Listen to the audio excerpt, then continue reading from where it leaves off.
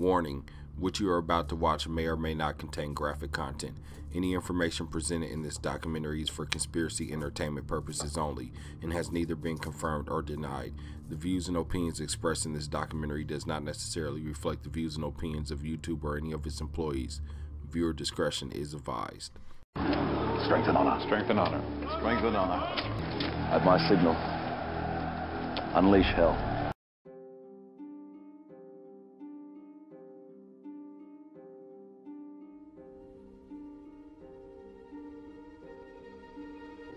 Matthew 24. Jesus left the temple and was walking away. When his disciples came up to him to call his attention to its buildings, "Do you see all these things?" he asked. "I tell you the truth. Not one stone here will be left on another. Every one will be thrown down." As Jesus was sitting on the Mount of Olives, the disciples came to him privately. "Tell us," they said, "when will this happen? And what will be the sign of your coming and of the end of the age?" Jesus answered, "Watch out that no one deceives you. For many will come in my name, claiming, 'I am the Christ,' and will deceive many."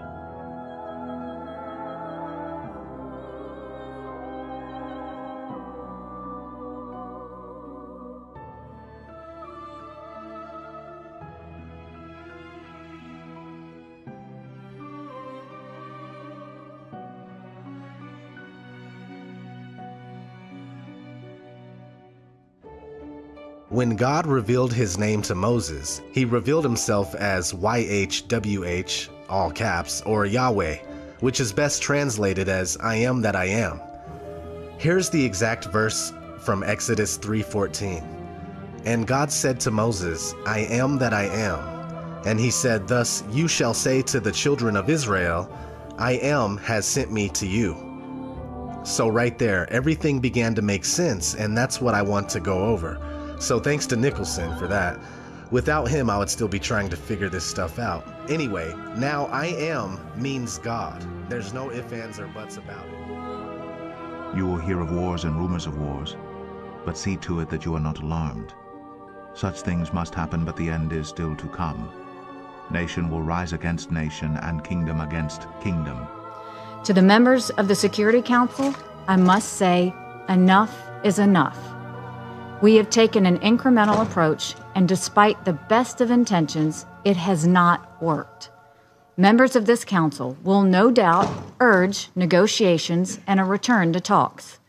But as I've just outlined, we have engaged in numerous direct and multilateral talks with the North Korean regime, and time after time, they have not worked. The time for half measures in the Security Council is over. The time has come to exhaust all of our diplomatic means before it's too late. We must now adopt the strongest possible measures. Kim Jong-un's action cannot be seen as defensive. He wants to be acknowledged as a nuclear power. But being a nuclear power is not about using those terrible weapons to threaten others.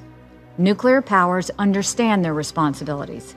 Kim Jong-un shows no such understanding. His abusive use of missiles and his nuclear threats show that he is begging for war. War is never something the United States wants. We don't want it now. But our country's patience is not unlimited. There will be famines and earthquakes in various places. All these are the beginning of birth pains.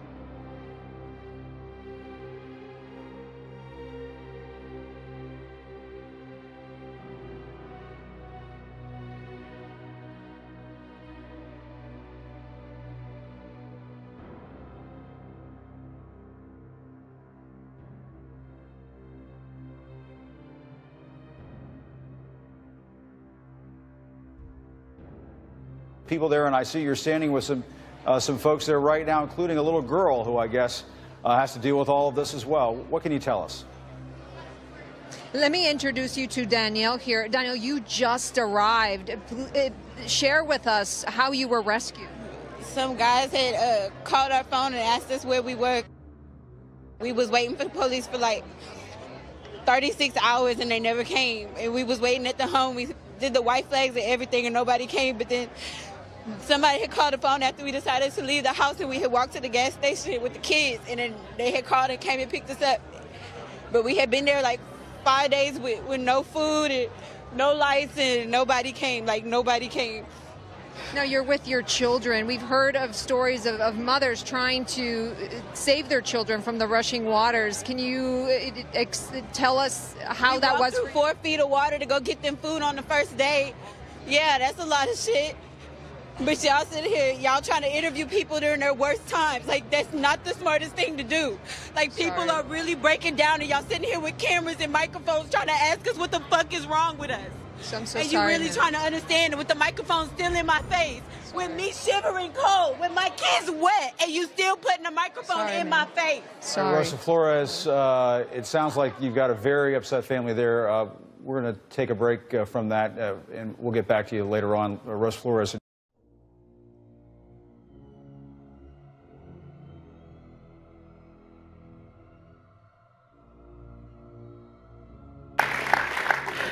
I want to bring us back to the point that you were making about exploiting consumer behavior in a consumer internet business. You said that this is a time for soul searching in social media businesses, and you were part of building the largest one. What soul searching are you doing right now on that? I feel tremendous guilt. I think we all knew in the back of our minds, even though we feigned this whole line of like, there probably aren't any really bad unintended consequences. I think in the back, deep recesses of our minds, we kind of knew something bad could happen. But I think the way we defined it was not like this. It literally is a point now where I think we have created tools that are ripping apart the social fabric of how society works. That is truly where we are. And I would encourage all of you, as the future leaders of the world, to really internalize how important this is. If you feed the beast, that beast will destroy you. If you push back on it, we have a chance to control it and rein it in. And it is a point in time where people need to hard break from some of these tools and the things that you rely on. The short-term dopamine-driven feedback loops that we have created are destroying how society works. No civil discourse, no cooperation, misinformation, mistruth. And it's not an American problem. This is not about Russian ads. This is a global problem. So we are in a really bad state of affairs right now, in my opinion. It is eroding the core foundations of how people behave by and between each other. And I don't have a good solution. You know, my solution is I just don't use these tools anymore. I haven't for years. It's created huge tension with my friends, huge tensions in my social circles. If you look at, like, you know, my Facebook feed, I've posted maybe 2 times in 7 years, 3 times, 5 times. Like, it's less than 10. And it's weird. I guess I kind of just innately didn't want to get programmed. And so I just tuned it out. But I didn't confront it. And now to see what's happening, it really bums me out. Like, think about, like, there were these examples where there was a hoax in WhatsApp where in some like village in India, people were like afraid that their kids were going to get kidnapped, etc. And then there were these lynchings that happened as a result, where people were like vigilante running around. They think they found the person, and I mean, seriously?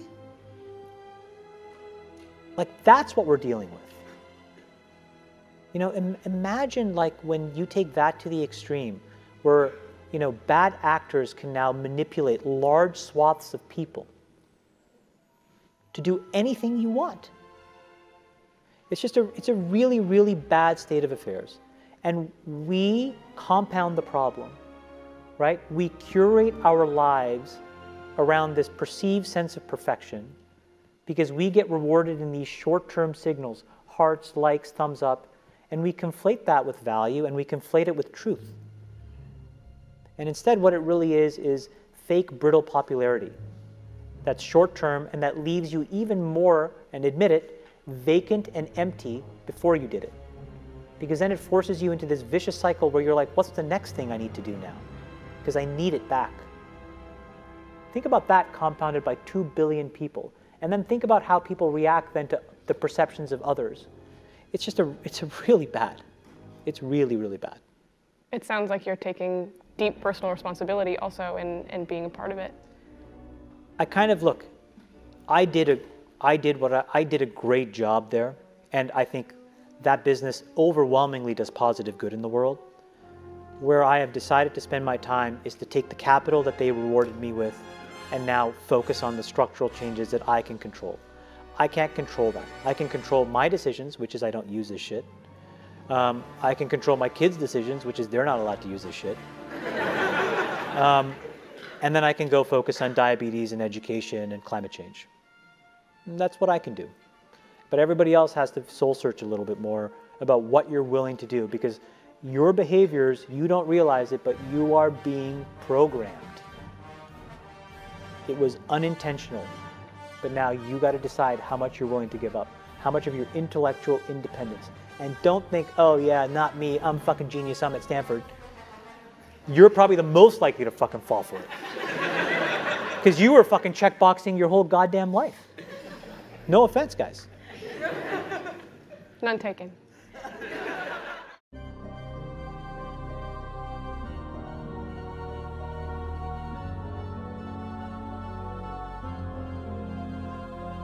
We're coming to a place now where everything is going to be indecipherable. Rumors, accusations are going to be backed up and constructed in ways where you will not be able to tell the difference.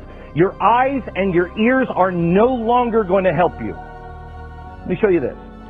Computer-generated images today are now indecipherable from the real thing. A company named NVIDIA recently set up 2 algorithms, and they had them compete over which one could construct the most real-looking image.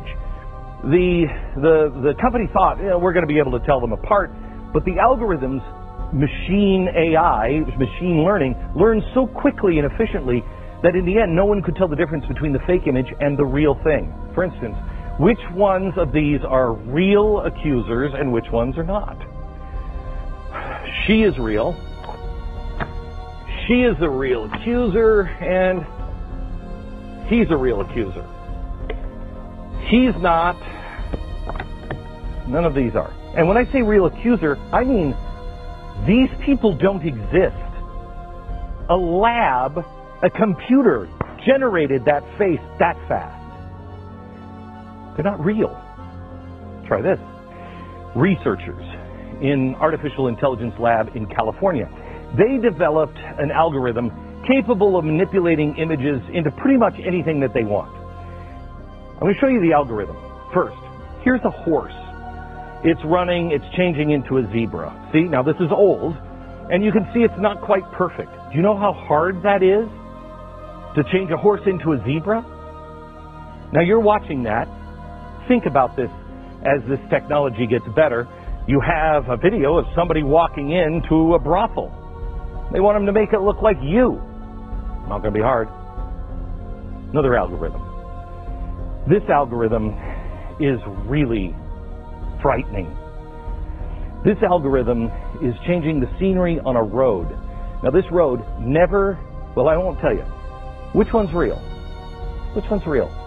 Now this, one of these is real, the other one is fake. And it's taken in real time. This is done in real time. So one of these is just what the camera is seeing, and the other is what the computer is changing it into. Which one? We had a discussion in the studio. Our cameramen couldn't tell. They all said the fake one, the trees. The one in spring. Nope, actually this is a road that never gets snow.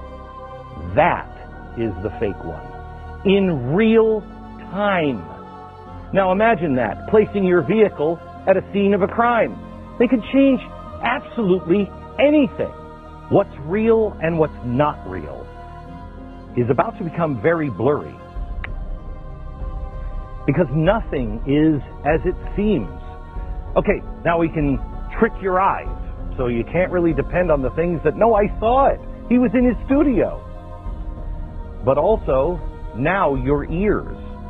Watch this. Hi, everybody.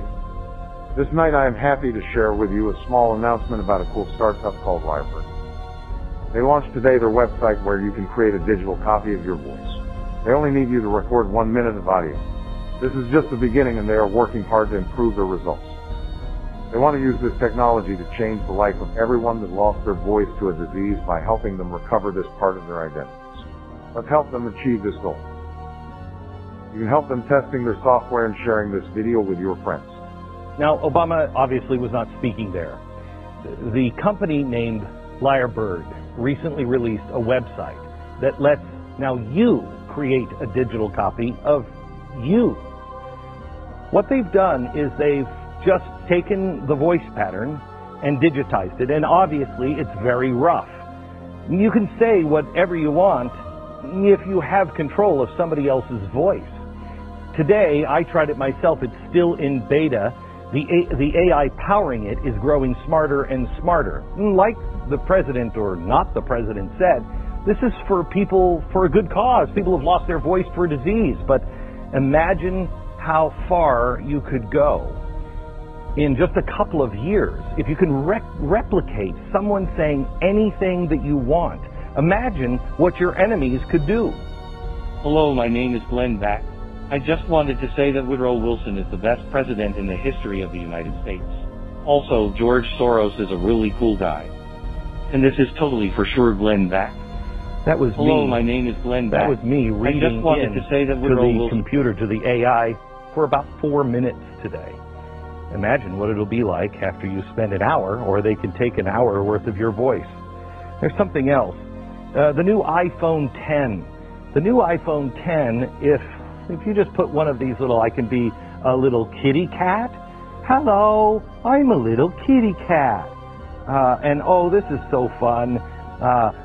Gee, I know how to make America great again. We could, I'm thinking, go bacon free.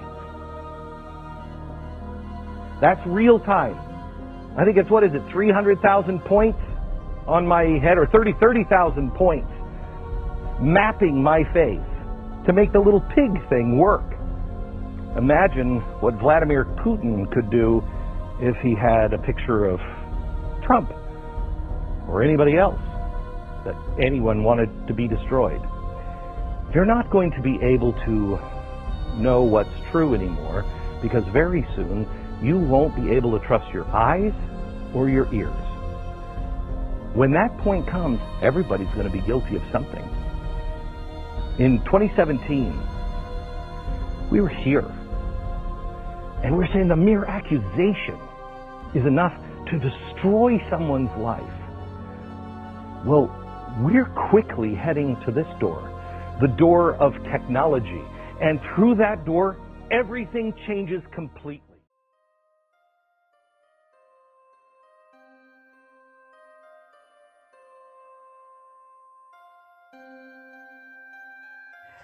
So, I'm testing out Google.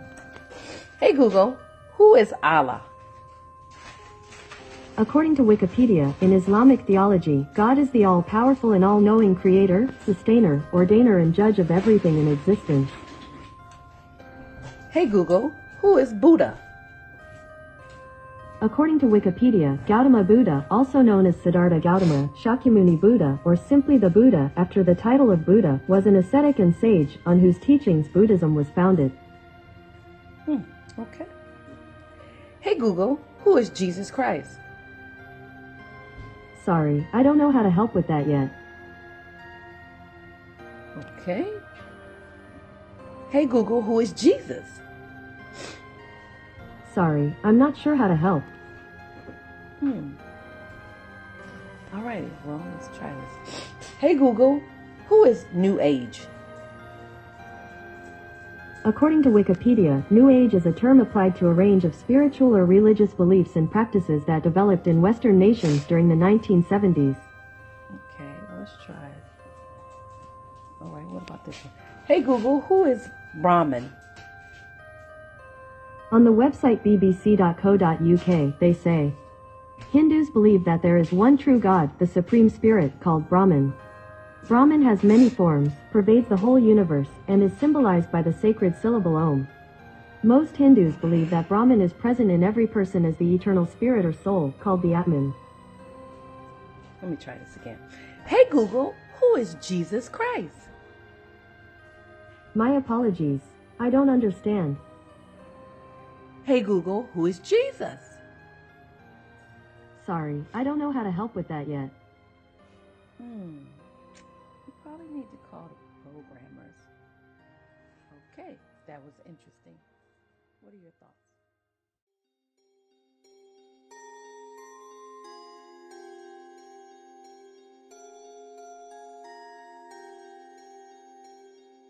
So look, the cloning shit is not what you think it is. It's not as simple as, well, why would somebody want to clone that nigga? What that nigga got?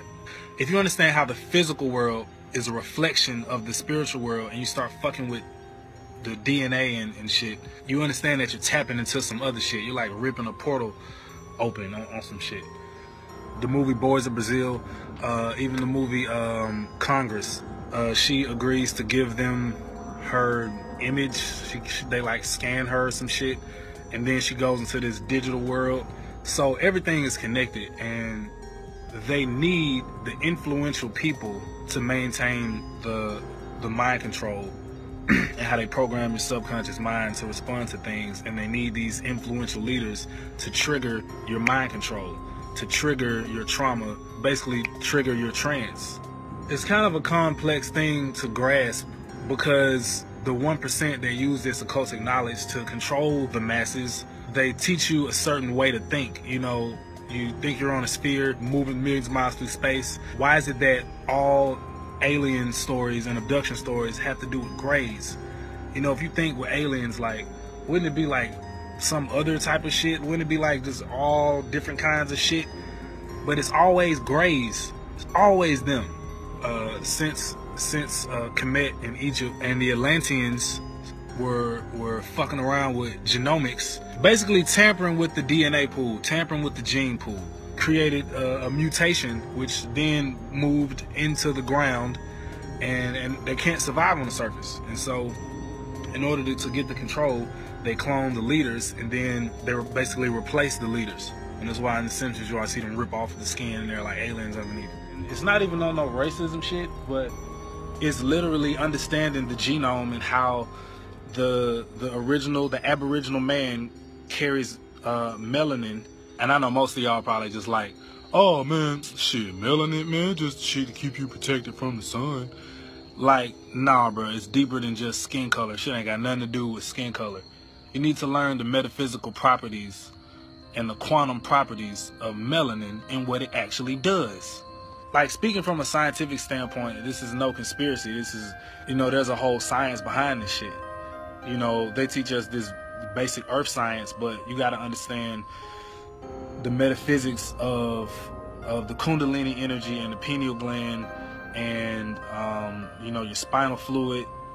And you also need to understand, if only a certain kind of people produce it, why are those people the most oppressed people? I was researching Dr. Sebi and all his work, and how this nigga's been curing paralysis, AIDS, cancer, blindness, nigga, since the fucking 80s. He brought all 70 of his patients into the court to prove this shit. And ain't nobody put this nigga on? Nobody.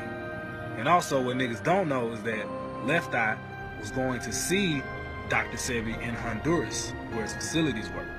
It's all connected to why certain black leaders get replaced, and all of a sudden they switch up and they doing shit that they preached against. They spent their whole legacy preaching against some shit, and then all of a sudden they cool with it.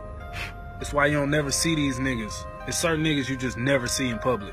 You don't never see these niggas in public. And they either kill them or replace them, or they fake their death, they go into hiding. I'm telling you, look, I'm telling y'all, like, I know, like, I study this shit. I know this shit. I'm not even saying it on cocky shit, but it's just the truth. Like, that's what the fuck is going on. From politics to hip-hop music to rock music Call me crazy. I got lots of friends in the industry who I can't talk to no more. Can't even get them on the phone. Talking about somewhere I've been at. Nigga, I've been here. So it's all connected. But they're not gonna talk about this shit. They gonna run a Bob Flat Earth headline probably. They ain't gonna talk about this cloning shit. What up, y'all? It is Devin with Up TV, and today, man, I just really wanted to take the time to show you guys a clip of this show, American Horror Story, because they really just put it right in front of your face that one day we will be having microchips implanted into our brains, and it's real. We see this technology being advanced today. We see companies getting their employees chipped. We see whole countries trying to get the whole population chipped, and here it is right here in the first season, episode 11 of American Horror Story. And the only reason why I'm watching this show is because I've had several people on my channel tell me about this show and tell me how blatantly they put things in your face. But here it is, y'all. If you don't get it from this, then I don't know what to tell you, okay? The dialogue that's put into this scene was actually, in my opinion, made no sense for the scene at all. So why she started talking about us getting microchips put in our brain made no sense to me. But here it is, y'all. I'm gonna go ahead and play this clip for y'all. Here it goes. It's not YouTube with a U, it's YouTube. Y-O-U. If they find out I killed myself, they'll go insane. Literally, for real this time. They can't know. Well, you can't control it forever. I mean, it is what it is, Violet. One of these days, this computer will be obsolete. People will have microchips implanted in their brains or something. We won't be able to watch YouTube or anything. We'll be like all the others here. Prisoners in a windowless cell. Who's gonna show me the new ways of the world? Nobody here is happy, Tate. Well, yeah, but they're not like us. They're lonely. Well, the Swedish government, you knew it'd be them. They're coming out announcing a plan to microchip the entire population. It's going to replace your credit cards. It's going to replace your keys. Hi, everyone. Lisa Haven here, and I've got an intriguing report to share with you. In the book of Revelation, chapter 13, verses 16 and 17, it details a plan put out by the Antichrist and the false prophet to mark humankind via, many people believe that to be a microchip implant in the skin. Others believe that it's the mark of Allah, different versions on that. But either way, the Bible details that there will be a mark in which if you don't get this mark, then you cannot buy, sell, or trade anything. Well, this is exactly what we see happening today with the microchip implant, also known as the RFID chip. Many Christians, including myself, believe that that's something in the latter days that will go up on a wider scale, and it's likely that you won't be able to buy or sell or trade without it. Don't get the mark, for starters. But is there progress being made on that? And today's report, well, I'm going to show you some of that progress that the satanic forces are pushing. Check out this report from Infowars.com. It came out just today, but it's titled Implanted Microchip to Replace Credit Card, Car Keys, Sweden Already Using the Biometric Chip Implant Instead of Train Tickets. Now, the report goes on to detail that 3,000 people in Sweden have already been implanted with these chips in order to access certain areas in the buildings and the train system there. Not only that, but they expect 200 more to join in on the action. But Sweden isn't the only one microchipped. Earlier this year, it also happened in Europe. Check out this report from www.mintpressnews.com titled Employees in Europe Getting Implanted with Microchips. This report details about 150 people who are employees for a certain company who are being and have been microchipped. They even had a microchip party event after. Check out this other report, because this is also happening here in America. This one is titled from USA Today titled, "Wisconsin Workers Embedded with Microchips." Now this is here in America, and this was also earlier this year, 2017. 40 workers were implanted with microchips in Wisconsin. Now we were warned about this as well. There's a news report that came on. Let me play that clip, because in the news report, they reveal that by 2017, we will have a microchip implant. And it seems that that news report was right. Take a listen. More now of our special coverage here tonight, life in the U.S. in 10 years' time. By that time, there may be all kinds of new ways to safeguard and identify all those things that make each of us unique, our faces, even our fingerprints, even our eyes. Here now with more on the future of technology, NBC's Tom Costello. The year is 2017. You're rushed to a hospital unconscious with no ID or medical history, but thanks to a microchip under your skin, it's all there. Not my words, but those are the words of the news reporter who said that quite a few years back, and that seems to be exactly what is happening. We know the United Nations is having their 72nd General Assembly right now. Donald Trump took there and said a few things earlier as well. But in light of that, and in light of the agenda that they want to push, a one world currency and a new world order, I have a ton of things that I want to show you. For starters, I want to just say we all know that the New World Order is something they want to implement, but I want to show you how real it all is using actual factual documentation. So I encourage you, share this report far and wide.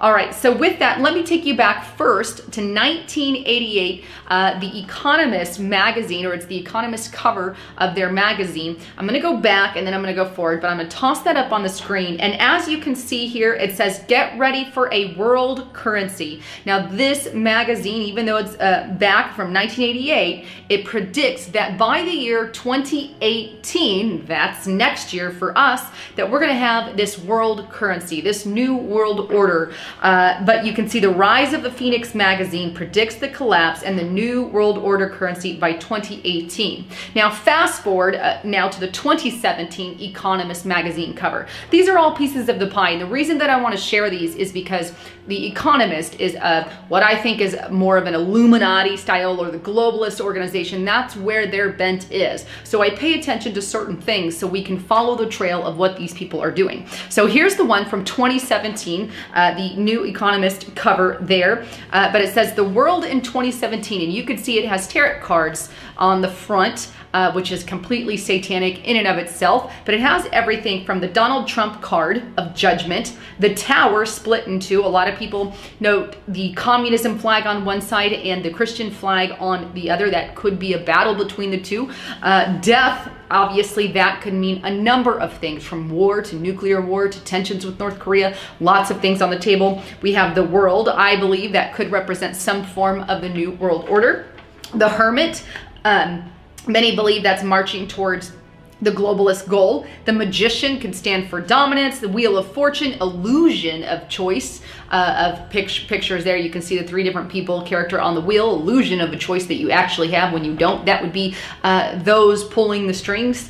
The Star can also have multiple meanings, and I know people were up in the air on what that meant, but peace, equilibrium after destruction. Now that was the one from 2017. I'm very curious what the following year holds, considering we have the predictions from 1988 cover back a long time ago. Now, with that in mind, I want to jump you ahead to a report that I put out just about a week ago with the Rothschilds. On the screen, what you see is a report from Lord Rothschild, which we know he is a globalist, he is a banker, he is one of the in on the in crowds. And in this half-yearly report that he just put out, he details a plan to pull his money out of the United States of America. He wants to start moving it from America, and anytime that that kind of thing happens, we have to pin our ears up, because that will affect us economically, and also impact like a world currency or new world order, these types of things. Now on a little bit further down in this report, he says this, just so you don't have to take my word for it, but the US dollar, following its decline after the Brexit vote. This is referencing the US dollar. As of now, our currency holdings are spread mainly between sterling, the dollar, and the euro. We do not believe this is an appropriate time to add to that risk, to add to any of the risk with the US dollar, Brexit, and all that. Sharing prices have in many cases risen to unprecedented levels at a time when economic growth is by no means assured. All right, then he goes on a little further in the report and says, the period of monetary accommodation may well be coming to an end. Geopolitical problems remain widespread and are proving increasingly difficult to resolve.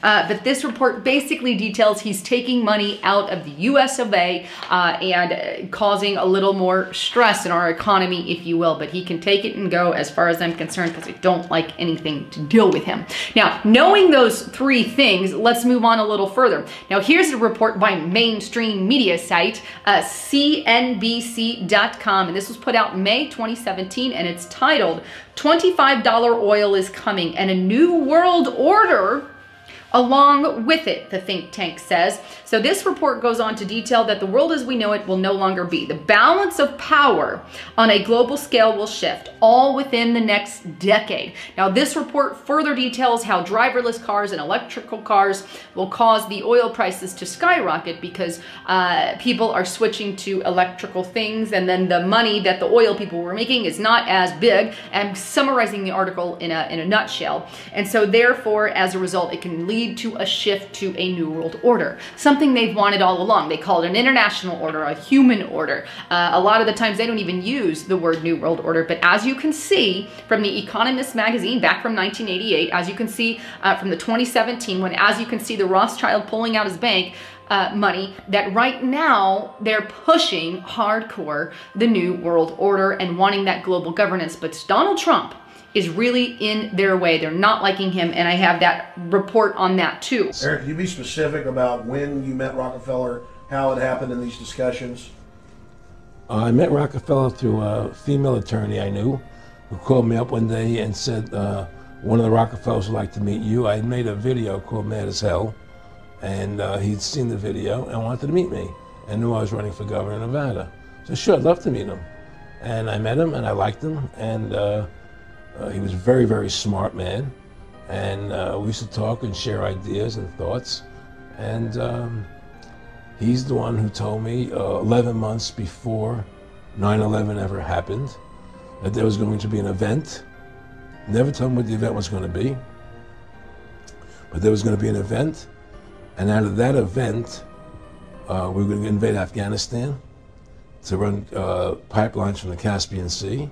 We were going to invade Iraq, you know, to take over the oil fields, establish a base in the Middle East, and make it all part of the New World Order. And we go after Chavez in Venezuela.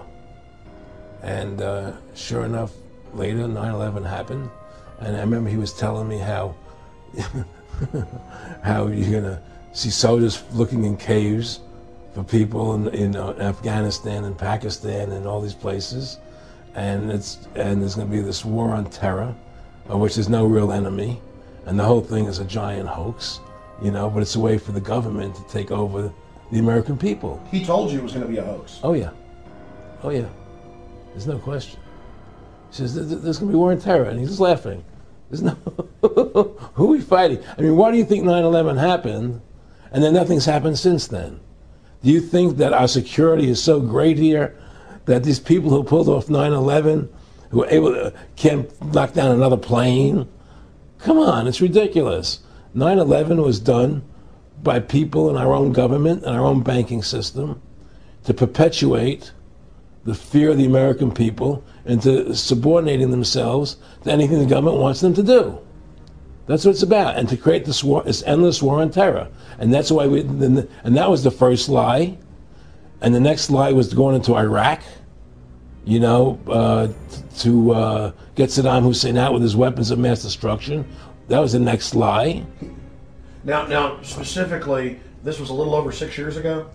This was... 11 months before 9/11. Yeah. And Nick Rockefeller, he's a lawyer, he's become your friend over the previous years, and he's saying to you that there's going to be this big event, and then out of that we're going to have a war on terror, and it's just going to go on and on. Right. An endless war on terror without any real enemy. That you can never, so you can never define a winner. And did he say that it's going to be perfect because you can't define an enemy and it just goes on and on? Yeah, because you can't define a winner. There's no one to beat, so it goes on and on forever. and they can do whatever they want. They scared the hell out of the American public.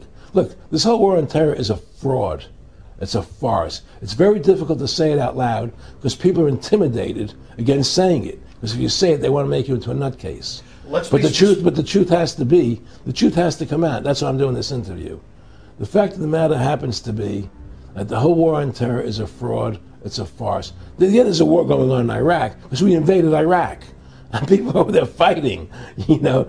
But the war on terror, that's a joke, you know. And until we discover what really happened on 9/11 and who was responsible for 9/11, because that's where the war on terror emanates from. That's where it comes from.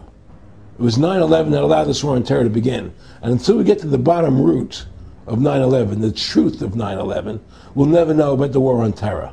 Aaron, you said that he was, and I think it's important, and I know this about the Rockefellers from Dr. Dennis Cuddy and many others who literally, you'll be 20 years old in a lunch line at college, and there's David Rockefeller. And they're experts at recruiting and getting what they call players, and that clearly he was, I want to make it specific and just get you to reiterate what you said last night about you got 30% of the vote, you were having an effect, you made mad as hell, they knew that you'd started the Constitution Party, they knew that you were somebody who was taking action and getting things done, you'd already made some big films, had a lot of other successes, so they were trying to recruit you, and didn't it come down to the point of, hey, we are here to recruit you, and don't worry, your chip's going to say, don't mess with us, you know, this guy's don't touch. Yes, that did happen. I was definitely being recruited, but it's more subtle than that. Well, in your words, just go through the process, and then what he said to you. Well, what it is remember, we were friends, and we used to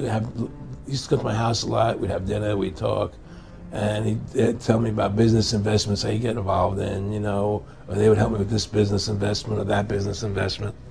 And was I interested in joining the Council on Foreign Relations? You know, I would have to get a letter to join them, but was I interested in that?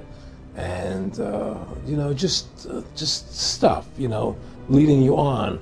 And I used to say to him that I never really did that because that wasn't where I was coming from.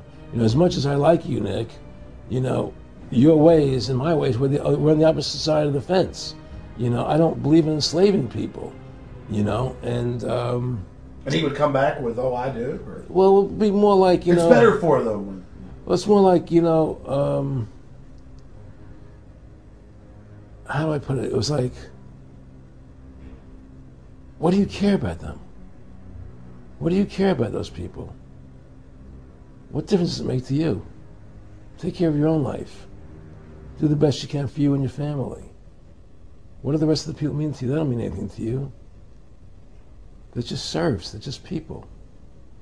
You know, it was just a lack of caring, you know, and that's just not who I was. It was just sort of like cold, you know. It was just like cold, you know. And I used to say to him, what's the point of all this?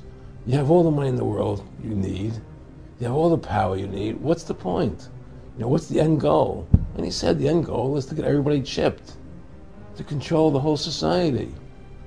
To have the bankers, the elite people, you know, the bankers and some governor controlling the world. And I said, do all the people in the Council on Foreign Relations believe this way you do? He said, no. You know, most of them believe they're doing the right thing. A lot of them believe it's better off being socialistic. You know, we have to convince people that socialism is really capitalism. Because America is becoming a socialist country. It's a communist country today.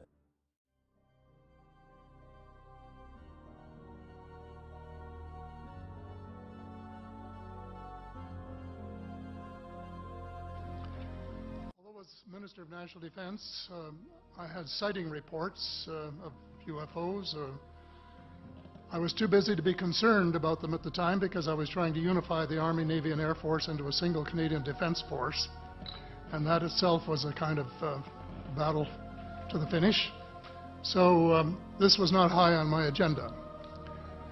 But about 10 years ago, I started getting interested due to a young man from Ottawa sending me material on the subject. I told him I was too busy to read it, but he had confidence that someday I would. It took me a while to get around to reading it, but I took it for my summer reading in 2005 and was really impressed with what was contained in it. And what I thought to myself is there are huge issues here, huge issues. And the American people and the people of the world have a right to know what's going on, because they're part of it. It's not just an isolated thing. I accept the invitation of Victor Viggiani, who's over here somewhere, and his cohort Mike Bird, to speak to a symposium at the University of Toronto. And I said, UFOs are as real as the airplanes flying overhead. That gave me the dubious distinction of being the first person of cabinet rank in the G8 group of countries to say so unequivocally.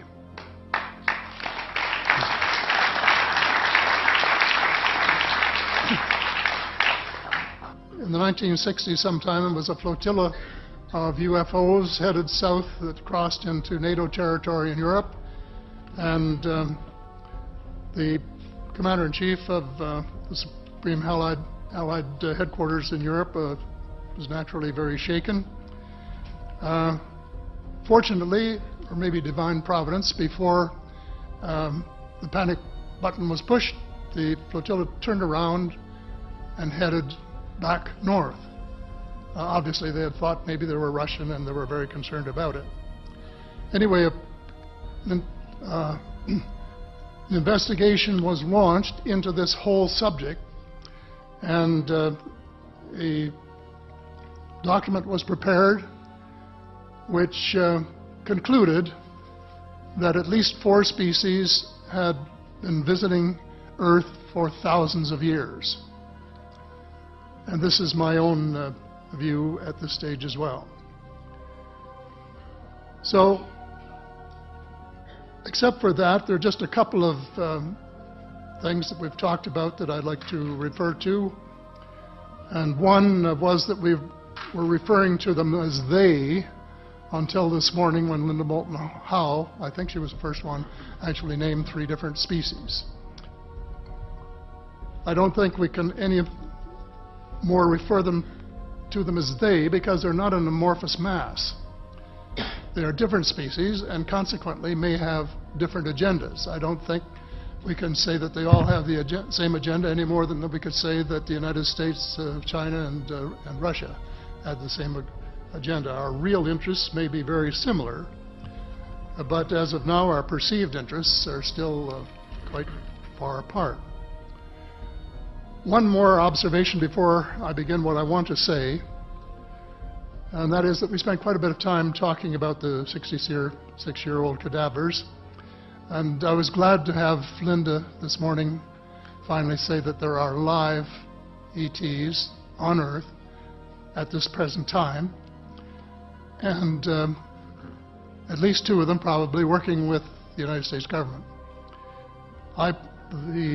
The other species that I learned about not too long ago was called the tall whites. And this is when Paula Harris broke the story just a few years ago. And through her good offices, I had the chance to talk for about 3 hours with former Airman Charles Hall and listen to this absolutely fascinating story of how he was working with, first of all, he was scared out of his skin, but after that, when he got to know them, how he was working with, and finally they became to trust each other and have a good working relationship with the tall whites at the gunnery range at Indian Springs in Nevada. And these tall whites were living on United States Air Force property and working in cooperation with the United States Air Force and sharing technology with them. He wrote a book, incidentally, called Millennial Hospitality. There are 4 different versions, but Paula says that Millennial Hospitality number 2 is the best. I think that's the one I read, and it's a very interesting read if you want to sort of get inside the problem of what it's like to bump into these people floating across the terrain in the desert. Well, enough on that for now. My interest is in full disclosure. And my only caveat is I think probably I would say 95 to 98% full disclosure. I know of one or two things that I'm not sure should be in the public domain, at least yet. They will be someday, I'm sure, but not maybe immediately. But just as children survive the idea of the Tooth Fairy and Santa Claus when they become adult, I think that tax-paying citizens are quite capable of accepting the new and broader reality that we live in a cosmos teeming with life of various sorts. The fact that some other civilizations are more advanced than we are may be humbling. It exists, and is being kept secret by the same vested interests who control our destiny. Who are these vested interests, and what are they up to? Well, Senator, you were talking about a military junta. In my opinion, that is true, but I have broadened and deepened the definition to cabal, and the cabal comprises members of the Three Sisters: the Council on Foreign Relations, the Bilderbergers, and the Trilateral Commission, the International Banking Cartel, the Oil Cartel, members of various intelligence organizations, and select members of the military junta, who together have become a shadow government of not only the United States, but of much of the Western world. The aim of the game is a world government comprising members of the cabal who are elected by no one and accountable to no one. And according to Mr. Rockefeller, the plan is well advanced. Does this help you to understand why our civil rights are being taken away from us?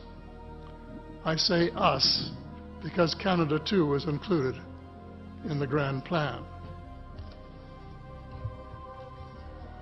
So here we are more than a decade later fighting another war that can't be won. There is no country on earth powerful enough to protect its citizens against fanatical hate, as we learned from the Boston Marathon. And the mere attempt to pursue the impossible pits neighbor against neighbor and the state power structure against everyone.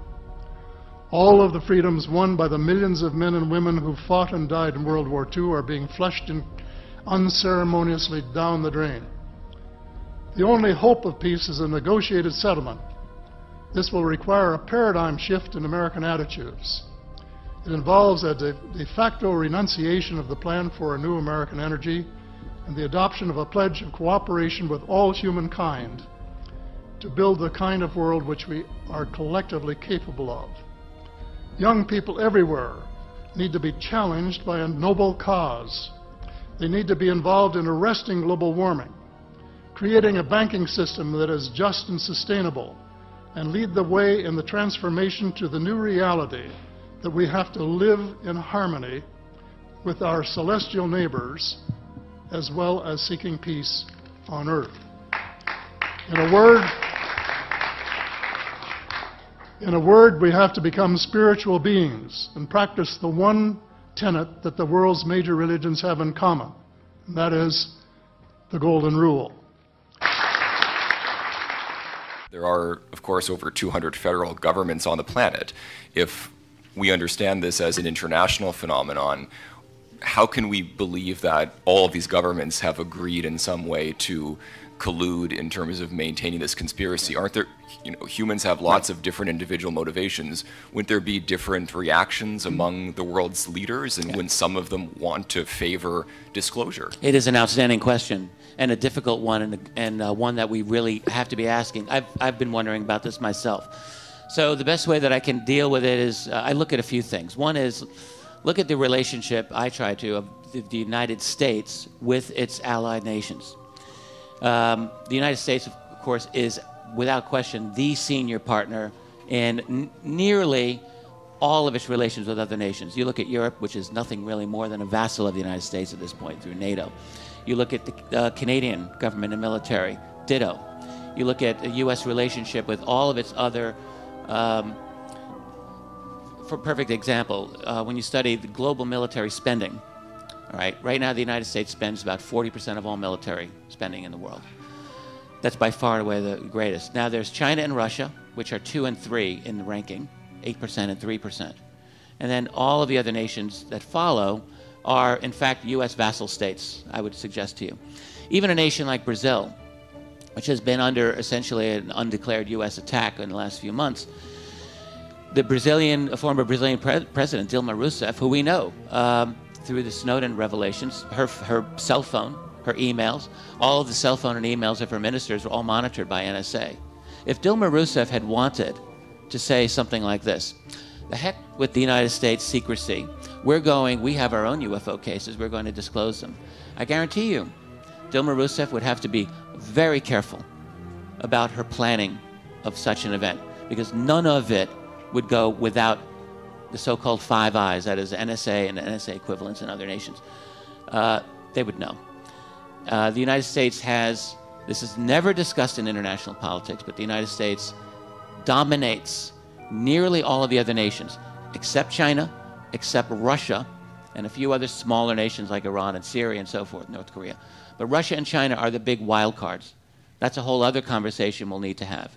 I believe the reason for the secrecy in general, partly U.S. domination over the system, and then partly over genuine fear of all of these nations over the implications of what would absolutely be a post-petroleum economy, because there's no way that a president's going to say these flying saucers or UFOs are real.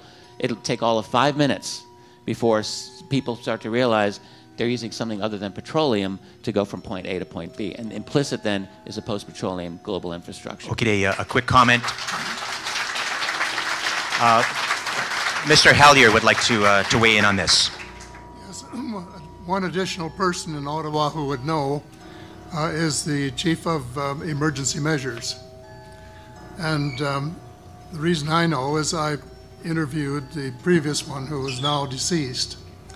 And he went to Langley, and the CIA asked him if he would like to see one of these craft, and they flew him to Area 51 and let him go inside one and observe it and make notes and all of this sort of thing.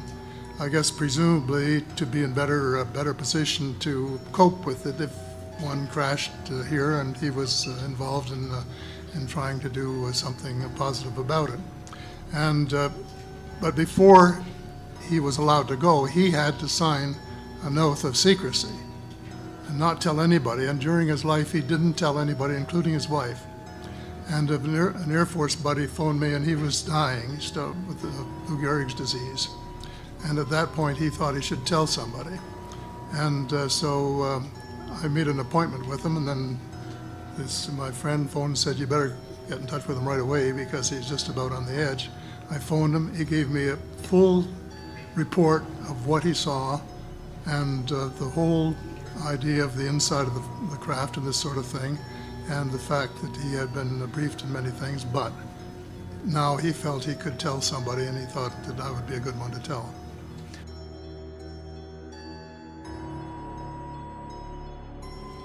In 1940, the Council on Foreign Relations in Washington, D.C. decided that that Hitler was going to lose the war, and that they should start preparing for the next empire, an American empire. And it was to comprise all of the area that Hitler had coveted, including the United Kingdom, all of North America, New Zealand, Australia, and much of the Southeast Pacific Rim. And they've been working at it ever since. They have linked forces with other organizations since, including the Bilderbergers, a post-war organization in Europe, which is the most secretive and one of the most powerful, if not the most powerful organization in the world today. And then the third, the Trilateral Commission, which was formed after Japan began its ascendancy.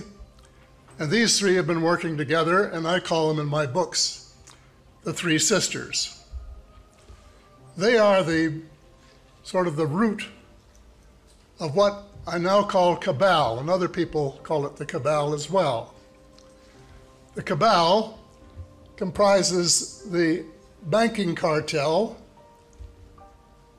the oil cartel, big transnational corporations,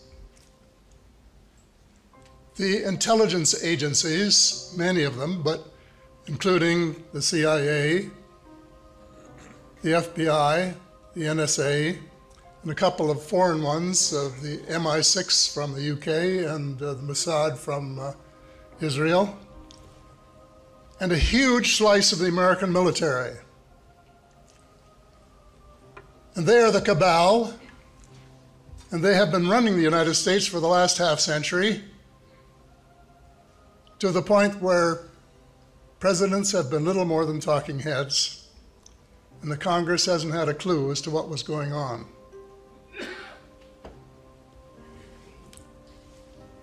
After World War II, there was an operation called Operation Paperclip, which was approved by President Truman to bring Nazi scientists to the United States to help, presumably in the Cold War that would ensue. President Truman agreed on the condition that none of the scientists were to have been active members of the Nazi Party. The armed forces who were doing the invitation, the Army in particular, paid no attention to the president. As a former Minister of National Defense, I know how that works. And they recruited the ones they wanted. They gave them new names, new histories, and high-ranking jobs in the United States in the military and civil establishments. They were working on missiles and new weapon systems of various kinds. Well, then after the two crashes at Roswell, two UFO crashes at Roswell on July the 4th, 1947, one of the machines was sufficiently intact to be recovered, and they began back engineering that. Before long, they moved the operation to Nevada. And the president then was Eisenhower, and he wanted to know what they were doing out there, and they wouldn't tell him. So he threatened to send in the First Army from Colorado. They capitulated and allowed him to send 4 trusted members of the CIA to visit Colorado and see what was going on. Well, what was going on was exactly what they really expected, and that is the back engineering of one of the vehicles from the Roswell area. I don't think there's been a president since, well, actually Truman, who has really been in the loop totally. President Eisenhower vented his frustration in his final speech to the American people at the time he was retiring from public life. He said, "Beware of the military-industrial complex." And the problem is we have paid no attention to him. An eyewitness who had worked in the company of President Eisenhower said what he was really concerned about was that the ET file had fallen into the wrong hands. And that's what he was really concerned about, and I wish he had said it. But that's, I guess, when the cover-up really got underway in earnest. Well, a lot of water has gone under the bridge since then. This cabal, their end game is a world government. They're calling it the New World Order, which is unelected and accountable only to them. That's what they're doing.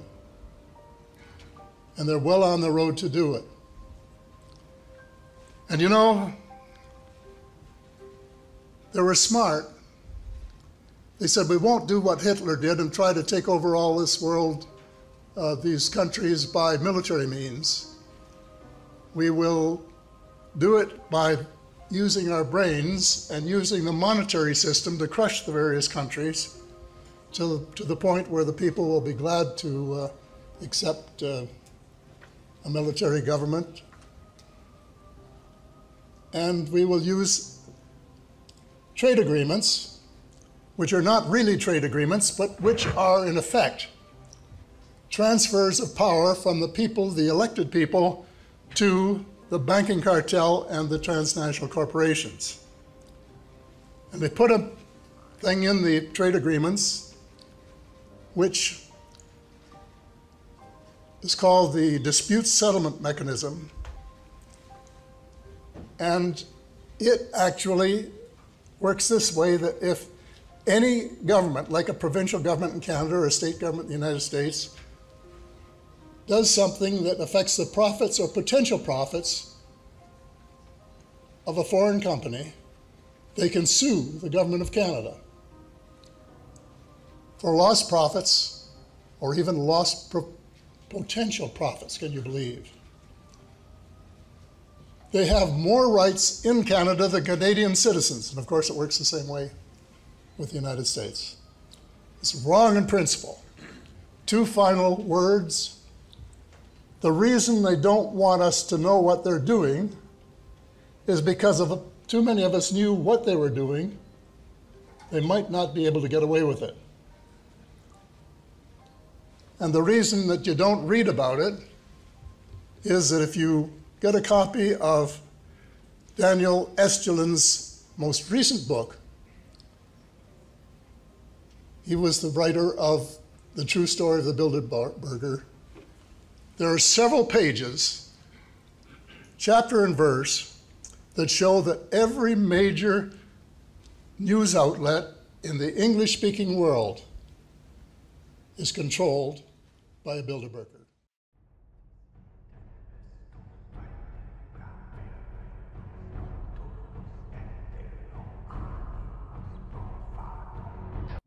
Special coverage here tonight, life in the U.S. in 10 years' time. By that time, there may be all kinds of new ways to safeguard and identify all those things that make each of us unique, our faces, even our fingerprints, even our eyes. Here now with more on the future of technology, NBC's Tom Costello. The year is 2017. You're rushed to a hospital unconscious with no ID or medical history, but thanks to a microchip under your skin, it's all there. Science fiction 20 years ago, but a biometric reality today. The technology is based on answering one simple question: am I who I say I am? Already, fingerprints and iris scans verify passenger identities at airports. Within 10 years, that technology may be even more widespread. And look for more complex facial recognition programs that scan a crowd of thousands looking for a single terrorist. Today's facial recognition software starts with the eyes. Then it maps out the contours of the face and compares that against a database of millions, a database that's growing by the day. What's next? At the University of Bath in England, researchers predict big changes for consumers. I think it is possible to free us completely of our wallets and keys using biometric technology, if that's what people want in 10 years' time. In fact, it's already here. The latest home security locks use fingerprints to control deadbolts. And at the Jewel Osco grocery store in Chicago, some customers pay using their fingerprints. No paper or plastic. You don't really need anything other than your hand, and you already got that with you. So will future department stores scan our irises, like in the movie Minority Report, then offer products catered to who we are? Hello, Mr. Yakamoto. Welcome back to the Gaps. Experts say that technology is here now. The challenge is to safeguard our privacy in a brave new world. Tom Costello, NBC News, Alexandria, Virginia. Let me ask you at home, and even the guys here in the studio, a question. Let's say your boss offered you an easier way to log onto your computer in the morning, or bypass having to get change for the vending machine, or even get through a secure door by having a microchip planted in your hand. Anyone? Yes? Anyone? No! Yeah, well, it's apparently happening, and not everybody's happy about the idea. I'm stunned to hear that that's actually something that's being considered now. I mean, that sounds so science fiction. Kind of does it? That's why we put Samuel Burke on the task. Apparently the guys in the studio aren't having it. How about you? What do you think of this? Well, it's experimental, so we can't be sure of what's going to happen. But you know me, I'm an experimental type of guy. So I would go along with it just when it comes to work, nothing else, hey? But basically, what this company is doing, they're trying this out. And I've got to tell you, this is RFID technology. That probably doesn't mean a lot to anybody at home, but it's the same technology we have in our badges that we use to get into work. So there's a company in Wisconsin. They're giving employees the option, and about 50 out of the 80 employees have opted to do it. So they can, instead of using the badge, or instead of using their phone to buy something at the vending machine, or instead of using a credit card, they just have a little chip inserted into their hand right there between the thumb and your pointer finger. It's done by either a tattoo artist or someone who has a license to do piercings put in that way. And it's really just the same technology that we're using inside other devices, only you can't lose it, even though I've been known to lose my hand every once in a while. Now, important to note here, the FDA has granted permission for similar technology to be used before, but they have regulations over concerns of radiation from some of these chips. So there are potential issues out there, but there are regulations in place. I'm guessing you wouldn't do it, Michaela. I'm completely freaked out by this idea. What if somebody decides to cut off my hand and use my hand to get inside the door somewhere? Okay, maybe I watched too many movies. What was interesting to me is I actually talked to the CEO of the company behind this technology. It's a different company that's using it for their employees, but the guy who's really one of the inventors behind this. And I said, do you have concerns? And he said, oh yeah, absolutely. Yeah. I'm concerned about hacking. I would be concerned about governments using it for nefarious things. So even the CEO himself says, yes, it could be used negatively. Experimental. It'll cut down on the people saying, hey, can I just borrow your badge? Because they have to drag you with it. Interesting, interesting. Let us know what more we hear about this, Samuel. We'll watch it with you. Thanks very much. Anyone who takes the mark is immediately thrown into the lake of fire. There's no grace. There's no mercy. It's just, you've got the mark, bam, you're in a lake of fire. The whole agenda is to create a one world government. A new world order. Where everybody has an RFID chip implanted in them. All money is to be in those chips, right? There'll be no more cash. And this is given me straight from Rockefeller himself. This is what they want to accomplish. And all money will be in your chips. And so instead of having cash, anytime you have money in your chip, they can take out whatever they want to take out whenever they want to. If they say you owe us this much money in taxes, they just deduct it out of your chip digitally. Total control. Total control. And if you're like me or you, and you're protesting what they're doing, they can just turn off your chip. And you have nothing. You can't buy food. You can't do anything. It's total control of the people. And that chip's connected to a database that has your purchasing records, what you do, what everything, you sell. Everything is in there, you know? And so they want a one world government. A new world order. Controlled by them. Everybody being chipped. All your money in those chips. Controlled by them. Everybody being chipped. All your money in those chips. Everybody being chipped. All your money in those chips. To track your pets or your phone. Once implanted in your body, it could identify you as you pass through the airport, open the door to your home. It could even be used to buy groceries at the supermarket. Now, your driver's license, passport, keys, and wallet are all inside your body, contained in something the size of a grain of rice. And they control the chips, and they control people, and you become a slave. You become a serf to these people. That's their goal. That's their intentions. I used to say to them, what's the point of all this? You have all the money in the world you need. You have all the power you need. What's the point? You know, what's the end goal? And he said the end goal is to get everybody chipped, to control the whole society, to have the bankers, the elite people, you know, the bankers and some governor controlling the world. we will finally complete the biometric entry-exit visa tracking system, which we need desperately. For years, Congress has required biometric entry-exit visa tracking systems, but it has never been completed. The politicians are all talk, no action, never happens, never happens. Hillary Clinton, all talk. Unfortunately, when there is action, it's always the wrong decision. Do you ever notice? In my administration, we will ensure that this system is in place. And I will tell you, it will be on land, it will be on sea, it will be in air. We will have a proper tracking system. Approximately half of new illegal immigrants came on temporary visas and then never ever left. Why should they? Nobody's telling them to leave. Stay as long as you want. A new world order can emerge. One of the biggest discoveries is actually this tiny. See how small that is? This little chip may be the next big thing, and it sounds like it's right from a sci-fi movie, but people all over the world are implanting these into their wrists. So I asked my producer, Dean, to find out more about this cutting-edge technology and what it could mean for your health.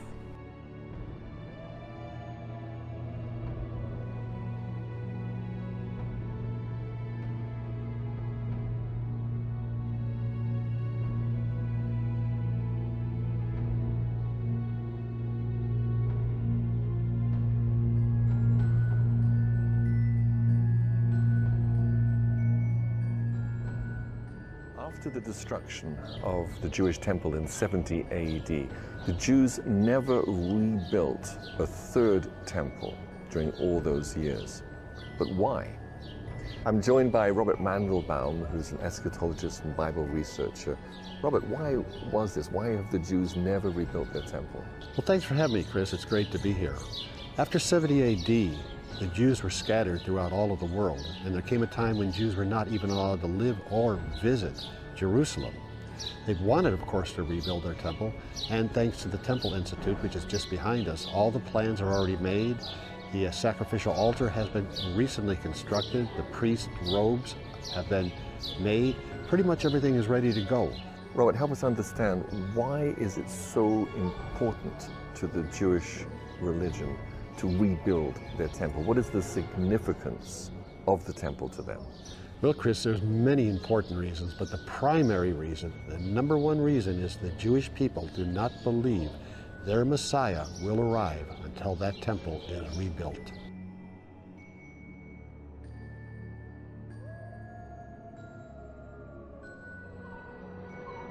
This place has been a holy place since the beginning of the world and is, in essence, the center of the world. And we believe that the rock inside of the Dome of the Rock, which is called in Hebrew the Even HaShetiyah, which in English means the foundation stone, is the foundation stone of the world. That is the place from which God spread out the earth. Right now it's in the hands of the Arabs. We want to change that status to return the temple to its glory, rebuild the temple, restore the sacrificial service. I believe that there will be a temple built. The Dome of the Rock will somehow be done away with. I have no idea. There's been plenty of earthquakes up there that could solve it. Saddam could, or not Saddam, but maybe someone from Iran could shoot a missile that gets off target and blow the Dome of the Rock. We kept hoping for that, by the way. I kept hoping one of Saddam's missiles would find its way over to the dome. I don't know exactly how it's going to be removed, but it is not part of the end times as far as the Bible or Christianity is concerned. I don't think Judaism either. There's no place for that mosque. It has to be removed. For the first time since the past 2,000 years within our generation, we are seeing these preparations for the rebuilding of the temple. They are training the priest. They have the implements in place. There will be a daily offering in the morning, a daily offering in the afternoon, special offerings on the Sabbath and holidays, the Passover sacrifice. All of those will be brought again, and the future temple will stand forever.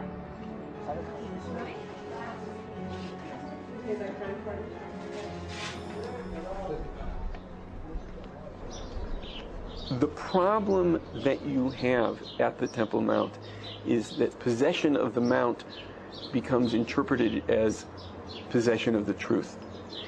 And when people think that they have to possess a place to possess the truth, that turns that spot into the blasting cap of religious conflict. Some who believe that if they want to start a temple again, they're even creating temple vessels. They're trying to get ready for the building of the temple.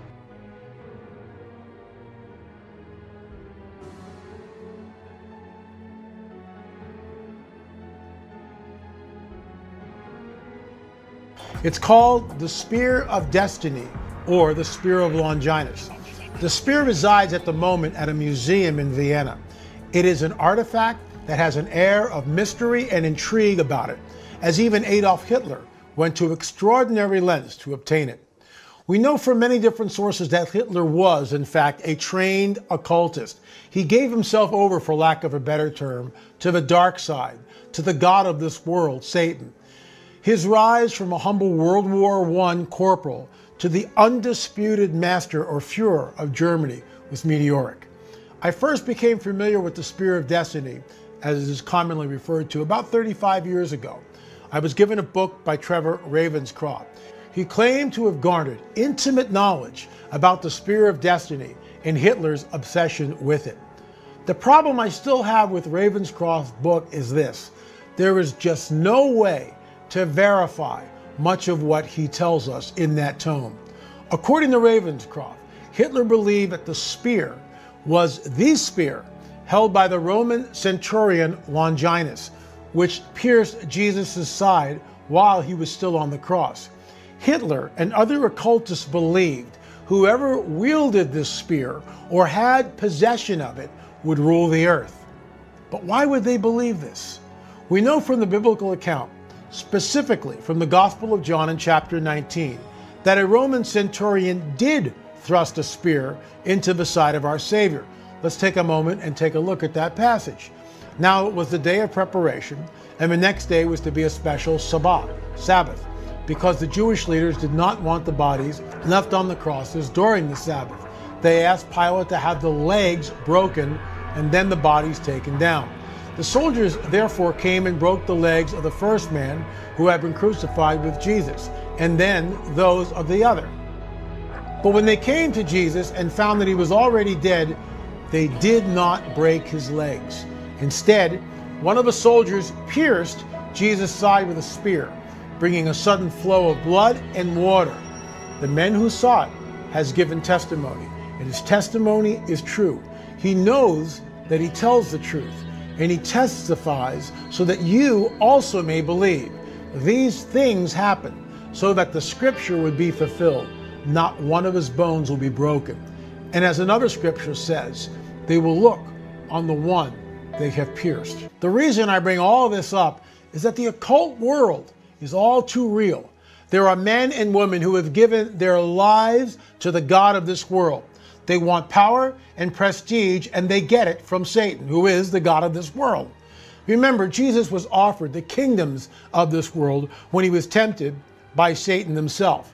This is from a letter, or the good news or gospel, written by Luke the physician almost 2,000 years ago. Let's see what Luke has to say. Then the devil, Satan, led him up, Jesus up, to a high place and showed him in an instant all the kingdoms of the world. I will give you authority over all these kingdoms and all their glory, Satan said, for it has been relinquished to me, and I can give it to anyone I wish. So if you will worship me, it will all be yours. But Jesus replied, it is written, worship the Lord our God and serve him only. That's from Luke chapter 4. We know from the historic account that Hitler did in fact obtain the spear from the museum. He did become the possessor of it. But here's where the story takes a very bizarre turn. What if another occultist stole it from Hitler and smuggled it out of Germany? In our Watcher series, we interviewed Chris Blake. I discovered Chris when I was watching a show called Decoded, which was hosted by novelist Brad Metzler. The show was aired on the History Channel and I watched it regularly. One of the episodes that Brad and his team were working on was tracking down the legend of the Spear of Destiny, or the Spear of Longinus. Towards the end of the program, Brad interviewed Chris Blake. Chris stated on camera that his former boss, who allegedly, apparently was a very wealthy and influential man, had come into the possession of the spear. In fact, he was told that his boss stole it from Hitler. Chris then went on to say that there were a group of men and women who call themselves the B'nai Ha-Nephilim, or the sons of the Nephilim. They were awaiting the rise of the anti-Messiah, the Antichrist, and believed that when this man, who will be, in my opinion, the literal seed of a serpent, this Antichrist, this man would go into the rebuilt temple in Jerusalem. He would take the spear and shed his own blood on the altar and declare himself God. When I heard this, I about fell out of my chair. And so I began to try to find and contact Chris Blake. I went to the internet and found a lot of Chris Blakes. After several hours, I shot a few emails to people who I thought, well, maybe this is the guy that I saw on the History Channel. I also emailed Brad Metzler to see if he would give me some contact information, but that turned out to be a dead end. About a month passed, and then I received an email from Chris. This began our relationship and led to an interview that we had with him, which was featured exclusively in our Watchers series, specifically from Watchers 5. In that interview, Chris dropped a bombshell on us. Torah Jews around the world declare that the state of Israel is a Zionist state, not a Jewish state, and likewise the name Israel is a hijacked name. In this issue now, they're attempting to declare sovereignty over the Temple Mount. I must awaken the world to the fact that the Jewish people have been living in the Holy Land in peace and harmony for hundreds of years, together with the Muslim people, with the Palestinian people. And the chief rabbi of Palestine, around 100 years ago, the Rabbi Yosef Chaim Sonnenfeld of blessed memory, pleaded with the world that we do not have anything to do with the Zionist attempt at that time to have sovereignty over the Temple Mount. And I'm going to quote a letter from him. A letter, it's called Divrei Shalom Ve'emes from Rabbi Yosef Chaim Sonnenfeld. And this is his letter. We have this letter in the book called The Rabbis Speak Out. And he lived from 1848 to 1932. And now I'm going to quote him. The Jews do not want to take in any way that which is not theirs, and they certainly do not want to contest the rights of other inhabitants to the places held by them which they regard with honor and consider holy. And in particular, there is no foundation to the rumor that the Jews want to acquire the Temple Mount. On the contrary, ever since that time, because of our sins, we lost the purity required by the Torah. It is forbidden for any Jew to set foot upon the grounds of the Temple Mount. This is Letter of Truth and Peace in 1929. This was then before the Zionists had control, full control, unfortunately, over the Holy Land.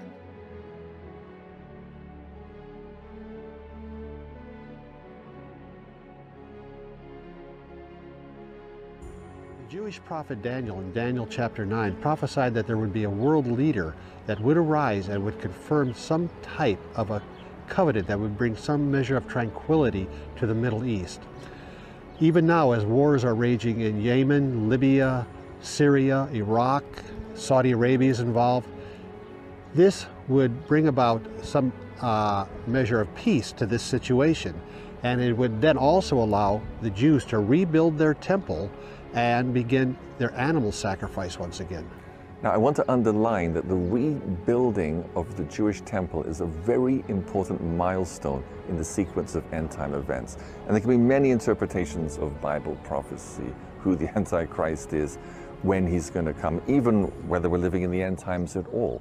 But when the Jewish temple is rebuilt, then we know for sure that we're in the last 7 years, and we lock in to a very definite sequence of events as foretold in the books of Daniel, Revelation, and many other prophetic passages in the Bible. Yes, the temple's very significant in end-time Bible prophecy. It's where the Antichrist finally declares that he is God, tries to bring about the end of the worship of the true God.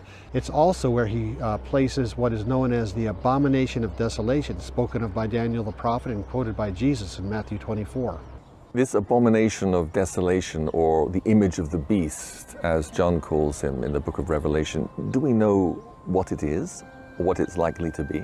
Well, there are those who have speculated, and rightly so, that it could be some type of supercomputer combined with what the transhumanists are now pushing forward, as well as changes in the genome system. Science is putting it all together. Never before in world history that we know of has it been possible to track every man, woman, and child. But the Bible does talk in Revelation 13 about the mark of the beast, the famous 666. And somehow this abomination of desolation is what is going to be able to put that into practice and try and force people and cause people to take the mark of the beast, that no man may be able to buy or sell, save he that had the mark or the name of the beast or the number of his name. It all comes down to economics, Chris. If you don't have it, you can't buy and you can't sell. But none of this can happen until the third Jewish temple is built. This is an artist's conception of how the temple would look built on the Haram al-Sharif. Already, the Jewish Sanhedrin has appointed the high priest, and everything has been prepared for the ritual of daily sacrifice to resume after almost 2,000 years. One thing is certain. According to Bible prophecy, the temple will be rebuilt, and both Jews and Christians are looking forward to that day. I wanted to read to you from Revelations 13, 16, 18. He also forced everyone, small and great, rich and poor, free and slave, to receive a mark on his right hand or on his forehead, so that no one could buy or sell unless he had the mark, which is the name of the beast or the number of his name. See, it's a human number. Let him of understanding reckon its number.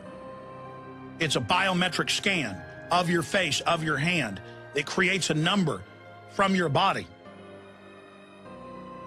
And this is one of the modern Bible versions. You guys did a great job printing that for me. Print me a King James version of Revelation 13, 16, 18. That's the really powerful one. He also forced everyone, small and great, rich and poor, free and slave, to receive a mark on his right hand or in his forehead, so that no one could buy or sell unless he had that mark, which is the name of the beast or the number of his name. This calls for wisdom. If anyone has insight, let him calculate the number of the beast, for it is man's number. His number is 666. Let me read the King James Version. And he causeth all, both small and great, rich and poor, free and bond, to receive a mark in their right hand or in their forehead, and that no man might buy or sell save he had that mark, or the name of the beast, or the number of his name. Here is wisdom. Let he that hath understanding count the number of the beast, for it is the number of a man, and his number is 666. And he caused all, both small and great, rich and poor, free and bond, to receive a mark in their right hand or in their foreheads, and that no man might buy or sell save he that had the mark or the name of the beast or the number of his name. Here is wisdom. Let him that hath understanding count the number of the beast. And the third angel followed them, saying with a loud voice, If any man worship the beast and his image, and receive his mark in his forehead or in his hand, the same shall drink of the wine of the wrath of God, which is poured out without mixture into the cup of his indignation. And he shall be tormented with fire and brimstone in the presence of the holy angels and in the presence of the Lamb. And the smoke of their torment ascendeth up forever and ever. And they have no rest day or night, who worship the beast and his image, and whosoever receiveth the mark of his name. Hurricane Irma has has just moments ago been upgraded to a major storm, a Category 4 hurricane. With Florida appearing to be right in its track, authorities there are sounding the alarm, warning residents to stock up and get their emergency plans in order right now. I'm going to go straight to meteorologist Tom Sater. Tom, the various models are starting to agree here that the continental U.S. is in the hurricane's path. When might Irma hit? Well, let me back up to Thursday when we first introduced Irma. We said that we're really going to need about 4 or 5 days, and that's starting to unfold. As you mentioned, the models are getting into agreement. But when we showed you a model last Thursday, the European model and the U.S. model were 1,200 miles apart. The U.S. model up by the northeastern U.S. and the European down by Florida. Well, now they're pretty close, and I'll show you. This system right now is just as strong as Harvey was when it made landfall in devastated Rockport, Texas. The winds are the same at 130, and it's moving right over the northern islands of the Lesser Antilles. That's St. Kitts and Nevis. That's Antigua, Barbuda, Anguilla. In fact, might move right over that. Then it's the U.S. British Virgin Islands that have a watch. That'll go to a warning, as well as Puerto Rico. 6 to 9 foot storm surges, 10 inches of rain. Most of the heavy rain, I think, is going to stay over water. But here's just a little time plan with tropical storm force winds. Tuesday, Wednesday, Thursday, Turks and Caicos, Dominican Republic, Haiti, then Cuba, and possibly even extending into southern Florida. But let's run the National Hurricane Center track, and you'll get an idea. It hasn't really moved much. It's been trending south. And if you look at this, you think, well, my goodness, this is heading right into the Gulf of Mexico. We can't rule that out, but I don't think that's the best case scenario right now. We have still a window open, although it's closing. But we have a window open that we could see the system turn to the north and stay out in the Atlantic off the coast. But that window is shutting quickly. Most likely what we're looking at, Pamela, as we get in toward Friday, we're looking at a turn to the right. We don't know when that will happen, so we can't give you exact location of a landfall or the timing just yet. But let me show you the European now with the U.S. model. And as we put these in comparison now, first of all, they're on top of each other. So we start out at the same location. You want to see agreement. They're not moving from each other. But as we get closer out, or farther out, I should say, there is some variation. This is Sunday afternoon. Now, last Thursday, it was Saturday night we had it here, so it hasn't been moving much. Let's take it now to 9/11, and it does look like, if it doesn't make landfall in Florida, somewhere in the coastal Carolinas. So everyone needs to start preparing, have a plan, sit down with the family, and discuss this. Next weekend, maybe a major hurricane, at least Category 3, 4, could be 5. And of course, all this on the heels of Hurricane Harvey. Tom Sater, thank you very much. This is Dabu 7, an earthquake update. We have some odd things going on in terms of quakes. Once again, the Serpent Heads, South Sandwich Islands, seeing activity. Sometimes this sparks activity south of Africa and up this plate, well, up this ridge line that connects the plates. The North Atlantic Ridge, Mid-Atlantic Ridge, they often see activity running all the way up to just south of Iceland. Now, pressure from these storm systems has shown that it can affect the plates as well. And we do have a lot of pressure in a system bearing down here in Irma on the islands. We'll have to watch this, see how it affects this area. Last time, it went completely silent. As soon as the hurricane got over the region, decent-sized quakes started to pop off. So there was definitely a correlation. We have also witnessed some time where there's been no earthquake activity in this whole region. Sometimes we see them around Cuba, Jamaica. It's been very quiet. And they also discovered a new plate in this region. Small one, but a new one. This area, from Baja all the way down into Colombia, it's been silent, eerily silent. The pinch point down here, where they were talking about another plate, was very active for the longest time, and there has been no activity in this area. In the past, when this happens, the Chile, Peru region, it can pop off with big quakes because it's built up that energy for so long. And then you'll start to see a series or a swarm for weeks and then set off other little quakes around it. But I can't help but notice the quietness in some regions and then starting to see quakes pop up in odd places. We have Nevada now with a small swarm that's hit on the maps.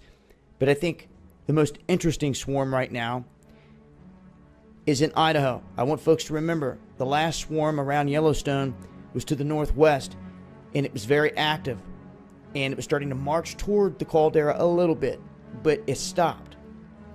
It didn't pick up in magnitude or anything showing signs of a big shift. Now, all of a sudden, to the southwest of the caldera here, we have another swarm that has picked up, really rocking Soda Springs and this whole region. Kicked off with a big quake, and the swarm continues very shallow. And it's something we're just going to have to continue to watch now. If these quakes shift and start heading toward the caldera at any time, whether it's this swarm, another swarm in the future, if you ever see that, you have got to pay attention, because that could be magma on the move.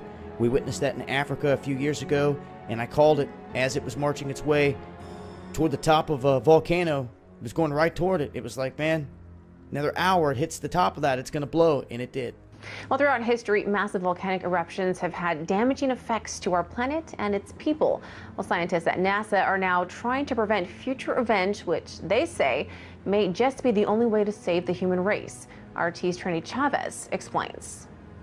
Supervolcanic eruptions have had some devastating effects on our planet and all those on it. Therefore, experts at NASA are working on some risky strategies to prevent one from happening, since we may be on the brink of one erupting very soon. Yellowstone National Park in Wyoming is famous for its tranquil geysers and hot springs. But beneath its beautiful surface of the park lies a massive volcanic chamber that could be on the verge of exploding. According to the United States Geological Survey, 3 extremely large explosive eruptions have occurred at Yellowstone in the past 2.1 million years, with a reoccurrence interval of about 600,000 to 800,000 years. The most recent took place 640,000 years ago, suggesting that Yellowstone is overdue for an eruption. But outlets like geysers and hot springs at the park can bleed out some heat, delaying the inevitable eruption. And when NASA experts analyzed the problem, they thought the most logical solution would be to cool the volcano down. NASA has a plan to drill a hole into the side of the volcano and pump water through it. When the water comes back out, it'll be heated to over 600 degrees, slowly cooling the volcano. The team hopes that given enough time, this process will take enough heat from the volcano to prevent it from ever erupting. According to the BBC, Brian Wilcox, a former member of the NASA Advisory Council on Planetary Defense, talked about the actual devastation that could come from an eruption and the risky techniques that the agency is considering for preventing one, including ways that could potentially set one off. The possible plan would drill into the bottom of the Yellowstone volcano using high-pressure water to release heat from the magma chamber. But Wilcox said this could be very risky. He told the BBC this can make the cap over the magma chamber more brittle and prone to fracture, and you might trigger the release of harmful volatile gases in the magma at the top of the chamber, which would otherwise not be released. Although NASA is considering other plans, it seems that cooling down the volcano could work, even though it's a risky process. And it's not cheap either. The plan would be around an estimated $4.5 billion. Reporting in New York, Trinity Chavez, RT.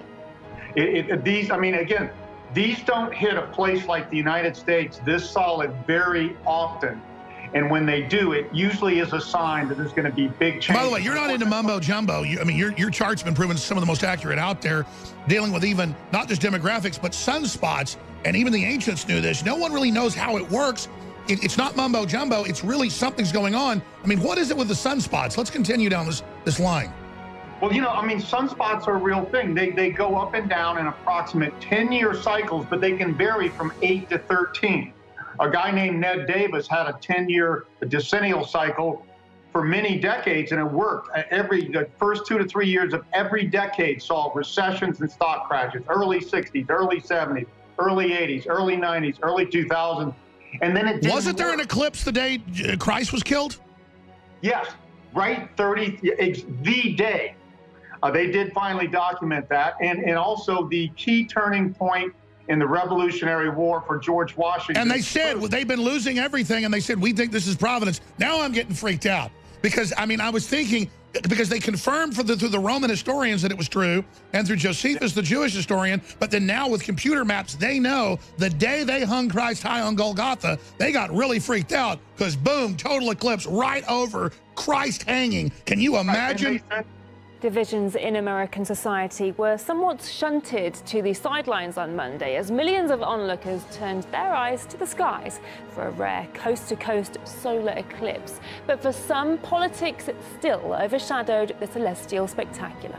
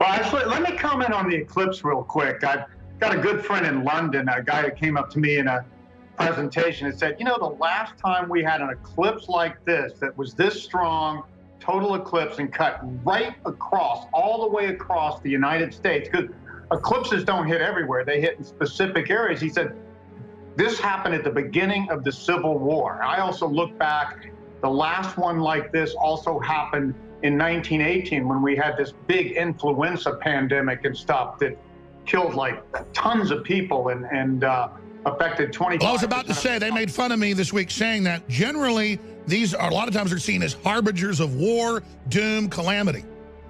Well, and usually turning points. Sometimes they can be positive, but more often than not, I mean, we've been in a very strong economy. So it means a new beginning, something big, a crossroads. Yes. These, I mean, again, these don't hit a place like the United States this solid very often. And when they do, it usually is a sign that there's going to be big changes. By the way, you're not into mumbo jumbo. I mean, your chart's been proven some of the most accurate out there, dealing with even not just demographics, but sunspots. And even the ancients knew this. No one really knows how it works. It's not mumbo jumbo. It's really something's going on. I mean, what is it with the sunspots? Let's continue down this line. Well, you know, I mean, sunspots are a real thing. They go up and down in approximate 10-year cycles, but they can vary from 8 to 13. A guy named Ned Davis had a 10-year decennial cycle for many decades, and it worked. The first 2 to 3 years of every decade saw recessions and stock crashes, early 60s, early 70s, early 80s, early 90s, early 2000s. And then it didn't Wasn't there work. an eclipse the day Christ was killed?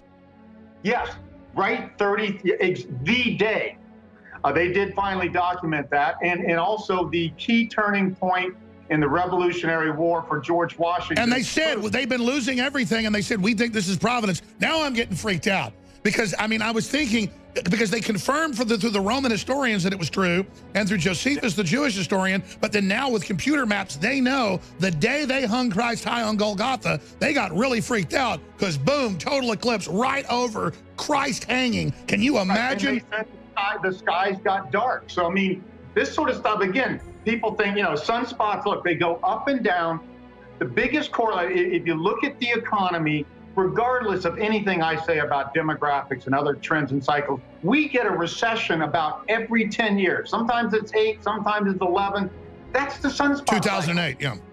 It goes up and it brings more energy to everybody and people get more optimistic. And when it goes down, things go down. And when I finally got turned on to this sunspot cycle thing by one of the largest fund managers in the country, I went back 150 years, 88% of the recessions, as far back as we can track them in this country, happen in the downside of the sunspot cycle. And if you look at major financial crises like 2008 and 9 or 73 to 74 and 30 to 32 and stuff, 100%, 11 out of 11 major financial crises happen when this sunspot cycle is pointing down, and it is pointing down.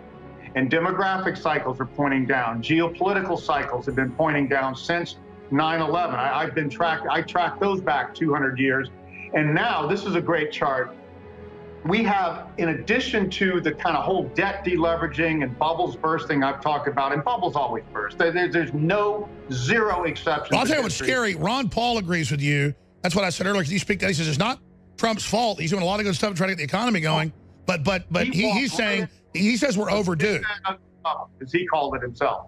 There's no way to get out of a bubble easily. They have to deleverage. Stocks have to go down. Real estate has to go down. Banks have to fail. Companies have to fail and reorganize. Then you will be handed over to be persecuted and put to death. And you will be hated by all nations because of me. Children are among the dead and wounded after gunmen opened fire on a bus carrying Egyptian Coptic Christians south of Cairo. Local media report that at least 26 people have been killed. Our Middle East correspondent Paula Slier has the details. Well, the death count unfortunately looks as if it's set to climb. We're receiving figures also from the health ministry that at least 25 people have been injured, amongst them children.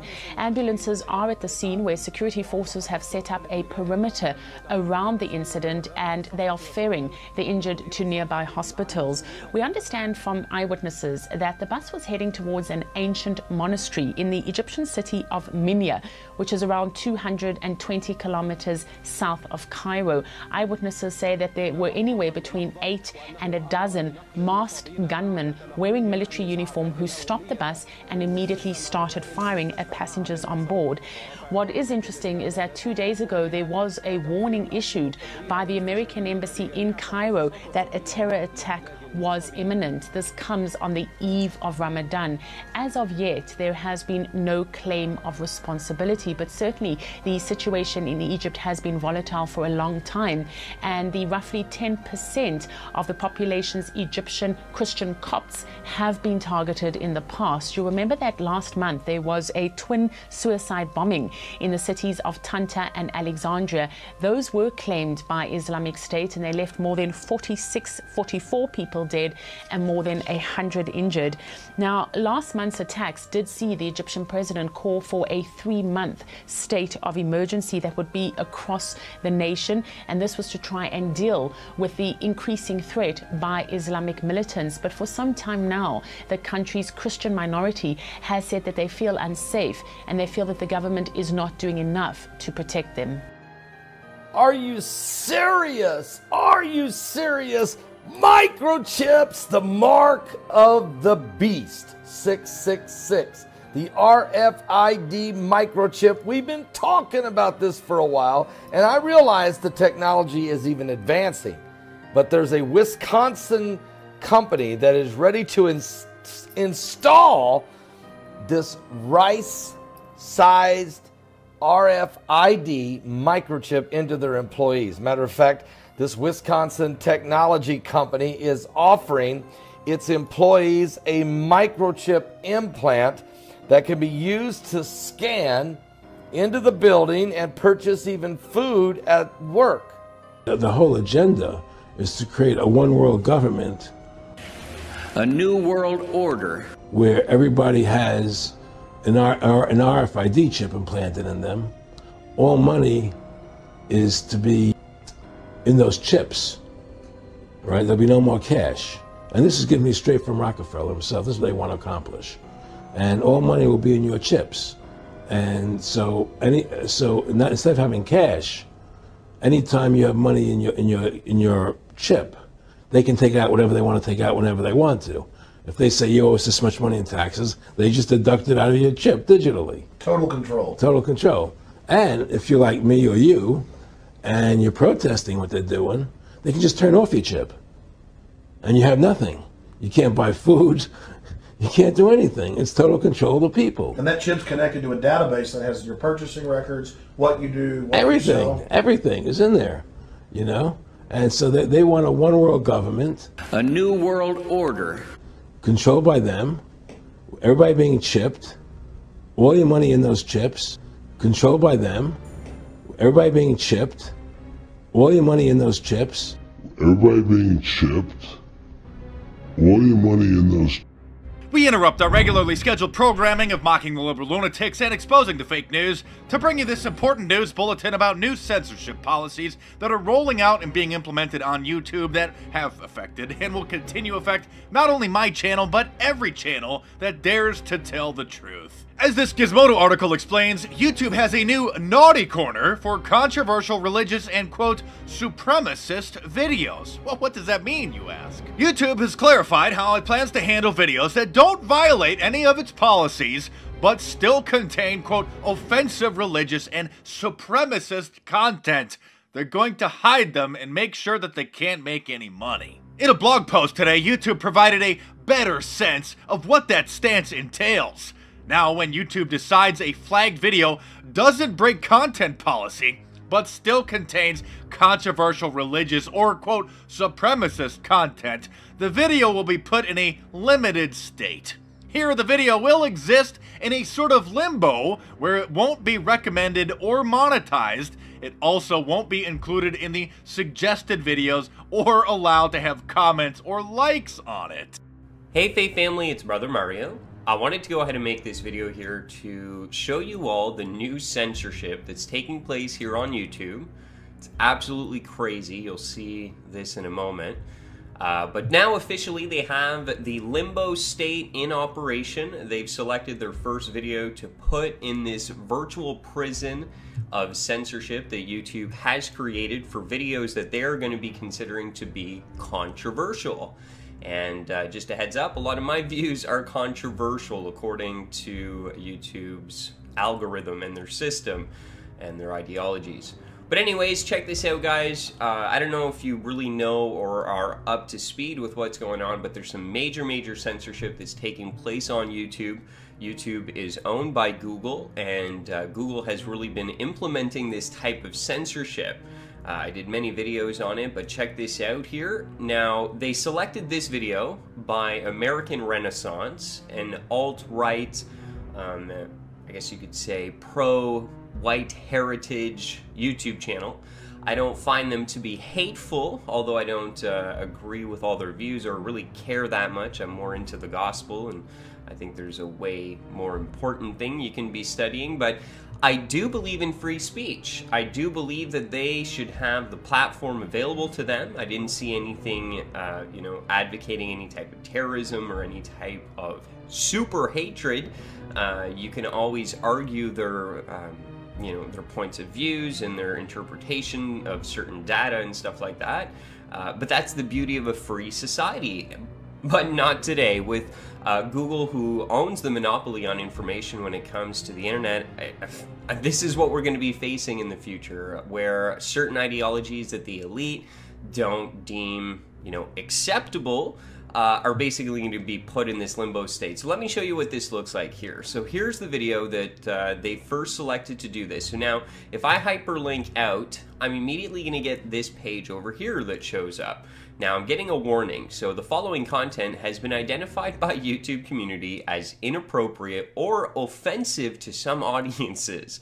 So YouTube has its very own trigger warning implemented. Oh my goodness. They have gone straight snowflake on this now.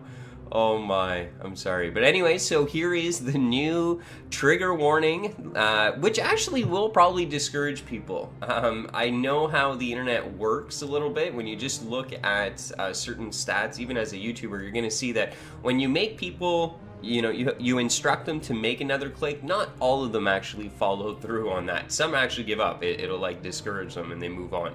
Our attention span is so short these days. So just even making it harder to access, like an extra click, will diminish its traction out there. But anyways, here's your trigger warning. Let's click continue. Yes, we want to see the video. Okay, so now check this out here. Okay, you basically have no ability to like it. There's no comments here. Like, it's just in this nothing. There's nothing. There's no even videos on the side that show up as recommended to it. So you know how you have this kind of cool feature that's set in and it tells you based upon the viewership and what other people that viewed this video watched, and they make videos go together and they recommend them to you. Well, not anymore. Not when you're in the limbo state. You can't like it. Can I even click share? No, I think you can't even share it either. Oh my goodness. So yeah, here's the prison. Here's the YouTube information prison.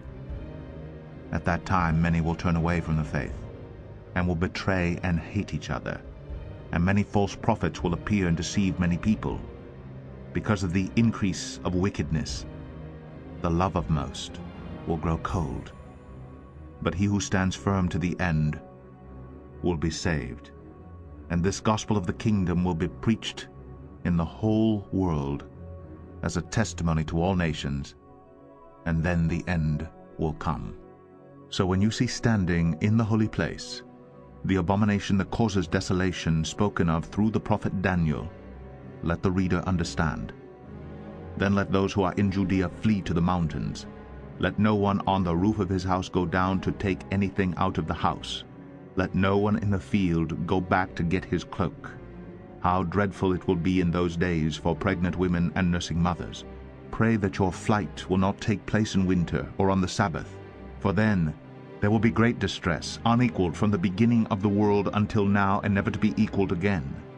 If those days had not been cut short, no one would survive.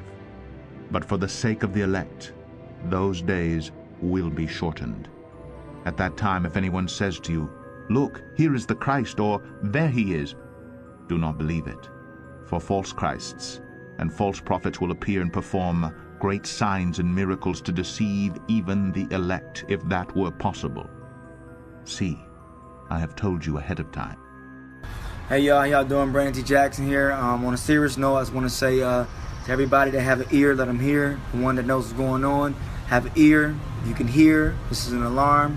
I urge everybody that knows what's really going on to get in prayer this whole summer, from June to September, fasting and praying. We cannot fight this war with what's going on now. We can only fight it through the Spirit.